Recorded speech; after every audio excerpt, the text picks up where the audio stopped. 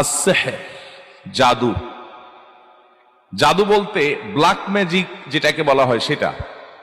হাতের ভেলকিকে আমরা অনেকে জাদু বলি, আপনার সেটা এক প্রকারের জাদু, যেটা আসলে হাতের ভেলকি, হাতের চালাকি, যে একটা ডিম থেকে দুইটা ডিম হয়ে গেছে, হ্যাঁ, গ্লাসে পানি আছে তা উপর করে ফেলছে, কিছু হয় নাই, এরকম বিভিন্ন ভেলকিবাজি, বিভিন্ন আপনার ম্যাজিশিয়ানরা ম্যাজিকের মাধ্যমে দেখায় না, ভিডিওতে আপনারা দেখেন, অনেক সময় ডাইরেক্ট দেখেন।